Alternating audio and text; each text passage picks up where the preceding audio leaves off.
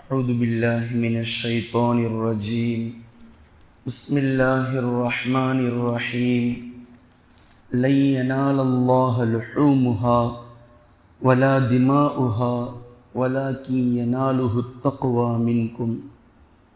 கண்ணியத்திற்குரிய அல்லாஹ்வின் அடியார்களே, துல்ஹஜ் மாதத்தை முன்னோக்கியவர்களாக நாம் இருக்கிறோம். ஹஜ்ஜை பற்றியும் குர்பானியை பற்றியும் அது சொல்லக்கூடிய சில செய்திகளை பற்றியும் ஒவ்வொன்றாக நாம் பார்க்க இருக்கின்றோம்.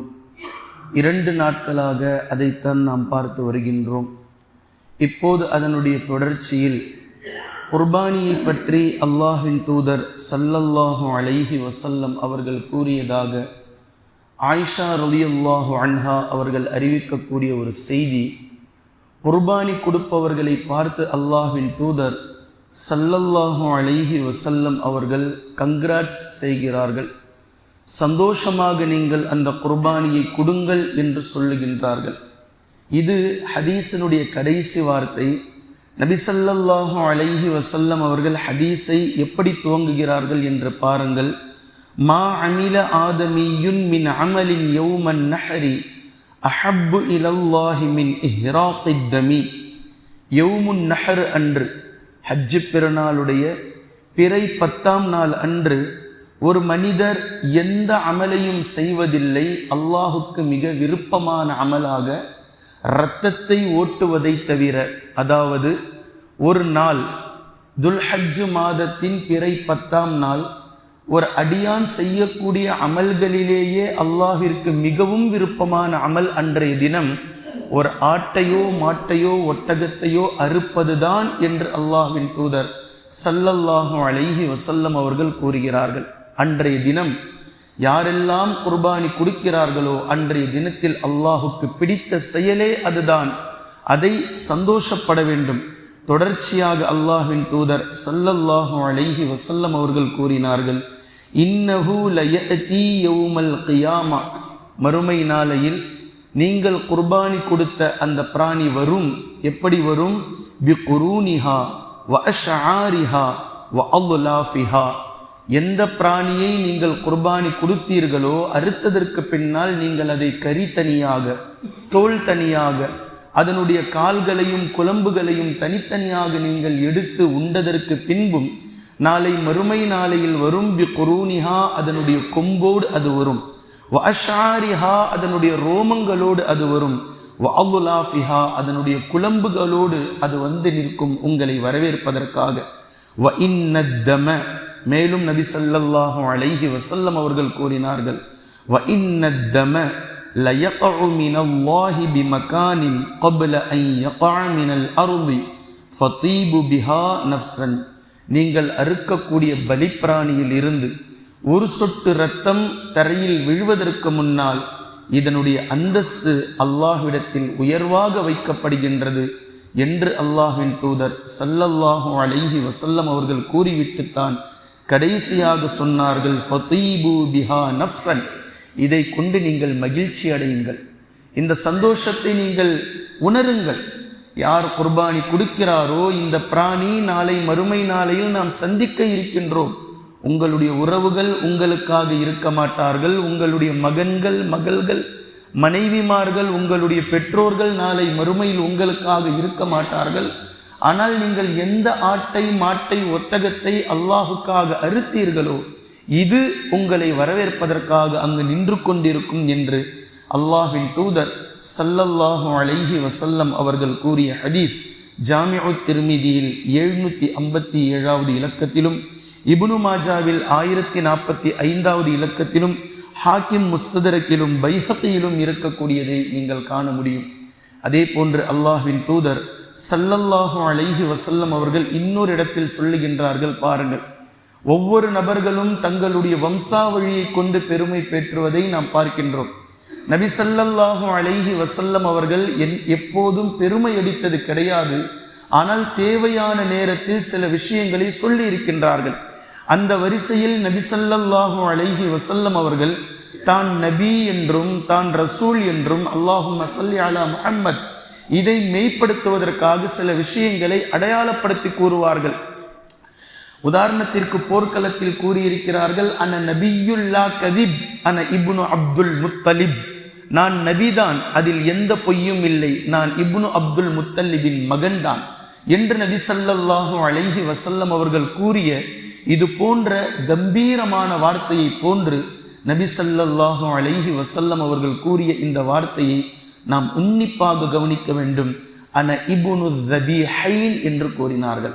அன இப்னு الذبيحين, அறுபட இருந்த, தபஹ் செய்வதற்காக இருந்த 2 நபர்களுடைய மகனாவேன் நான் என்று அதை சுருக்கமாக சொல்கின்றார்கள்.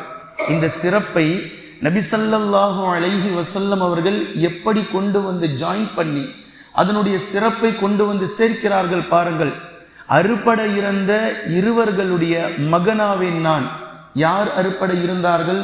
ஒன்று இப்ராஹிம் அலைஹிஸ்ஸலாம் அவர்களுடைய மகனார் இஸ்மாயில் அலைஹிஸ்ஸலாம் அவர்கள் அறுபடுவதற்காக இருந்தார்கள். இரண்டாவது நபி ஸல்லல்லாஹு அலைஹி வஸல்லம் அவர்களுடைய தந்தை அப்துல்லா அவர்கள் அறுபட இருந்தார்கள். இப்ராஹிம் அலைஹிஸ்ஸலாம் அவர்களுடைய, இஸ்மாயில் அலைஹிஸ்ஸலாம் அவர்களுடைய வரலாற்றை நாம் தெரிந்து புரிந்து வைத்திருக்கிறோம். அப்துல்லா நபி ஸல்லல்லாஹு அலைஹி வஸல்லம் அவர்களுடைய தந்தை அப்துல் முத்தலிப் நேர்ச்சை செய்து வைத்திருந்தார். இஸ்லாத்திற்கு முன்பாக 10 ஆண் பிள்ளைகள் எனக்கு பிறந்தால் ஒரு மகனை அல்லாஹுக்காக நான் அறுத்து விடுவேன். நரபலி இருந்த காலம், அல்லாஹுக்காக மனிதர்களை, குழந்தைகளை, பிள்ளைகளை அறுத்து கொண்டு பலியிட்டு கொண்டிருந்த காலத்தில் அப்துல் முத்தலிப் நேர்ச்சை செய்து கொண்டார், எனக்கு 10 ஆண் மகன்கள் பிறந்தால் அவர்களில் ஒருவரை அல்லாஹுக்காக நான் அறுத்து பலியிடுவேன் இந்த காபாவில் என்று நேர்ச்சை செய்திருந்த நிலையில் 10 ஆண் பிள்ளைகள் அவருக்கு பிறந்தார்கள். இப்போது யாரை அறுப்பது? அப்துல் முத்தலிபுக்கு 16 பிள்ளைகள், 10 ஆண் பிள்ளைகள், 6 பெண் பிள்ளைகள். இப்போ 10 ஆண் பிள்ளைகளில் ஒருவரை அறுக்க வேண்டும். யாரை அறுப்பது அப்படின்னு தெரியல. இப்போ அறுப்பதற்காக 10 பிள்ளைகளுடைய சீட்டை குலுக்கி போட்டால் அதில் வந்தது அப்துல்லா. அப்துல்லா அப்துல் முத்தலிபுக்கு மிகவும் நெருக்கமான, பிரியமான குழந்தையாக இருந்தார். வேறு யாருடைய பேராவது வருமா என்று அவருடைய யோசனையும் இருந்தது. ஆனால் அப்துல்லா என்று வந்ததும் காபத்துல்லாவிற்கு சென்று என்ன செய்வதென்று தெரியாமல் அப்துல்லாவை அறுக்கவா அல்லது 10 ஒட்டகங்களை அறுக்கவா என்று சீட்டை போட்டார். மீண்டும் அப்துல்லா என்றுதான் வந்தது. மீண்டும் அப்துல்லாவை அறுக்கவா 20 ஒட்டகங்களை அறுக்கவா என்று சீட்டு குலுக்கி போட்டார். அப்துல்லா என்றுதான் வந்தது. அப்துல்லாவை அறுக்கவா 30 ஒட்டகங்களை அறுக்கவா என்று சீட்டு போட்டார். அப்துல்லா என்றுதான் வந்தது. இப்படி 10 ஒட்டகங்களாக 10 முறை கூட்டிக் கொண்டே சென்றார். கடைசியில் 100 ஒட்டகங்கள் என்று வந்தபோது அப்துல்லாவுக்கு பகரமாக 100 ஒட்டகங்களை அப்துல் முத்தலிப் அறுத்தார் என்பதை வரலாற்று ரீதியாக நாம் பார்க்கின்றோம். இதைத்தான் அல்லாஹ்வின் தூதர் ஸல்லல்லாஹு அலைஹி வஸல்லம் அவர்கள் நான் அறுபட இருந்த இருவர்களின் மகனாவேன் என்று அதை பெருமையோடும் அதை மக்களுக்கு நினைவூட்டியும் இப்படியும் ஒன்று இருந்தது என்பதை நினைவுதலாக அல்லாஹ்வின் தூதர் ஸல்லல்லாஹு அலைஹி வஸல்லம் அவர்கள் கூறக்கூடிய செய்தியை நாம் பார்க்கின்றோம். இப்போது இன்றைய தினத்தினுடைய இந்த 3வது விஷயமாக உன்னிப்பாக நாம் கவனிக்க வேண்டும். யார் குர்பானி கொடுக்கிறாரோ அவருடைய விஷயத்தை பற்றி இன்ஷா அல்லாஹ் நாம் பார்ப்போம். ஆனால் இந்த குர்பானிலிருந்து நமக்கு பெறப்படக்கூடிய ஒரு செய்தி இருக்கின்றது. இஸ்மாயில் அலைஹிஸ்ஸலாம் அவர்கள் அறுபட இருந்தவர்கள், இப்ராஹிம் அலைஹிஸ்ஸலாம் அவர்கள் அறுப்பதற்காக இருந்தவர்கள். இப்போ 2 நபர்களுடைய மன தைரியத்தையும் மன வலிமையையும் நாம் இந்த இடத்தில் உன்னிப்பாக உற்று நோக்க வேண்டும். இந்த இடத்தில் இஸ்மாயில் அலைஹிஸ்ஸலாம் அவர்கள் கூறிய ஒரு வார்த்தை, என் தந்தையே, உங்களுக்கு ஏவப்பட்டதை நீங்கள் செய்யுங்கள். யா அபதி ஃபஃஅல் மா துஅமர், அல்லாஹ்வினால் உங்களுக்கு என்ன ஏவப்பட்டிருக்கின்றதோ அதை செய்யுங்கள். இன்ஷா அல்லாஹு மினஸ் சாபிரீன், அல்லாஹ் நாடினால் என்னை பொறுமைசாலிகளில் ஒருவராக நீங்கள் காண்பீர்கள் என்று இஸ்மாயில் அலைஹிஸ்ஸலாம் சொன்ன வார்த்தையை இன்று நாம் ஒவ்வொரு பலிப்பிராணிகளிடத்திலும் நாம் காண வேண்டும், உற்று கவனிக்க வேண்டும். இந்த விஷயத்தை அல்லாஹ் நமக்கு கற்றுத்தருகின்றான். நீங்கள் வளர்த்த ஆடு அல்லது நீங்கள் விலைக்கு வாங்கிய ஆடு, நீங்கள் வளர்த்த மாடு அல்லது நீங்கள் விலைக்கு வாங்கிய மாடு, நீங்கள் கூட்டாக சேர்ந்த மாடு, எப்படியோ ஒன்று, உங்களுடைய பலிப்பிராணி நீங்கள் படுக்க வைக்கிறீர்கள், அது படுக்கின்றது.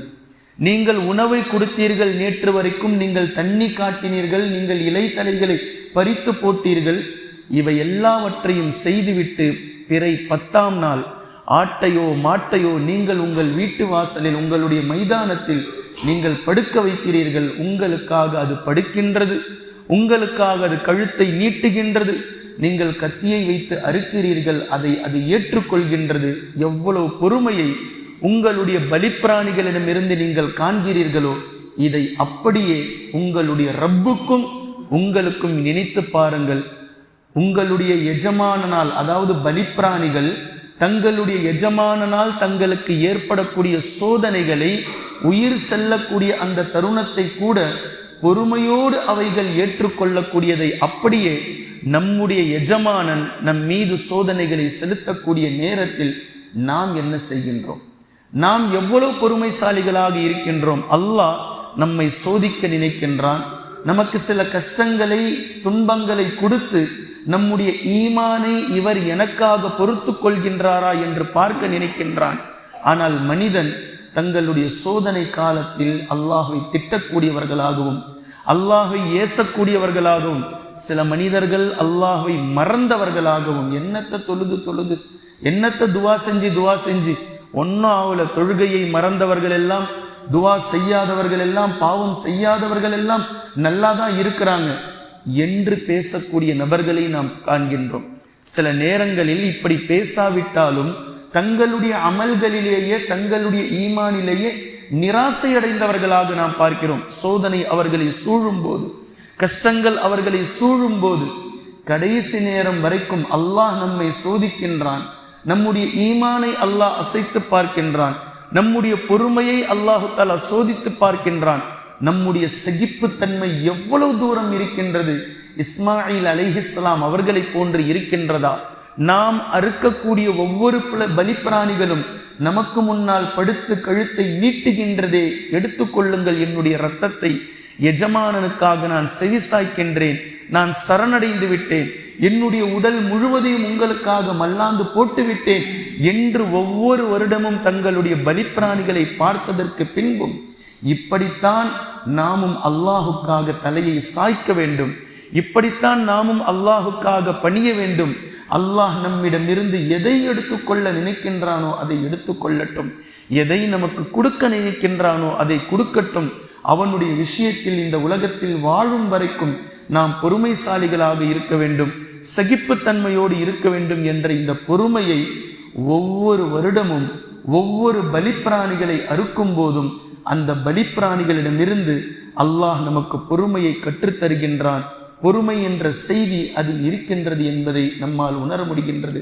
எனவே கண்ணியத்திற்குரிய அல்லாஹின் அடியார்களே, அல்லாஹுடைய சோதனைகள், அல்லாஹுடைய துன்பங்கள், இன்னல்கள் நம்முடைய ஈமானை சோதிப்பதற்காக வரக்கூடிய நேரத்தில் ஒவ்வொரு அடியார்களும் அல்லாஹ் நம்மை சோதிக்க நினைக்கின்றான் என்று நிராசை அடையாமல், எப்படி இஸ்மாயில் அலைஹிஸ்ஸலாம் அவர்கள் என் அருமை தந்தையே, ஏவப்பட்டதை நீங்கள் செய்யுங்கள், இன்ஷா அல்லாஹ் பொறுமைசாலிகளில் ஒருவராக என்னை காண்பீர்கள் என்று சொன்னார்களோ, இதே போன்று நாம் 10 நாட்கள் ஒரு வாரமாக வைத்து 10ஆம் நாள் அறுப்பதற்காக அழைத்து செல்லும் போது வரக்கூடிய ஆடுகள், வந்து படுக்கக்கூடிய ஆடுகள், அதன் மீது கத்தி வைத்து நாம் அறுக்கக்கூடிய நேரத்தில் தன்னுடைய இரத்தத்தை கொஞ்சம் கூட கூச்சமில்லாமல் அழகாக எஜமானனுக்காக வெளியாக்கக்கூடிய ஆடுகளை நாம் பார்க்கின்றோம், மாடுகளை பார்க்கின்றோம். இப்படித்தான் அல்லாஹ் நம்மீது சோதனைகளை செலுத்தும் போது நிராசையடையாமல் பொறுமையோடு அல்லாஹின் புறத்தில் இருக்க வேண்டும் என்ற பாடத்தை இந்த மாதம் நமக்கு தெளிவாக கற்றுத்தருகின்றது. குர்ஆனையும் ஹதீஸையும் தெளிவாக விளங்கக்கூடிய நன்மக்களாகவும் அதை நடைமுறைப்படுத்தக்கூடிய மக்களாகவும் அல்லாஹ் நம்மை ஆக்குவானாக. சுப்ஹானக அல்லாஹும்ம பிஹம்திக அஷ்ஹது அல்லா இலாஹ இல்லா அன்த அஸ்தக்ஃபிருக வ அத்தூபு இலைக்.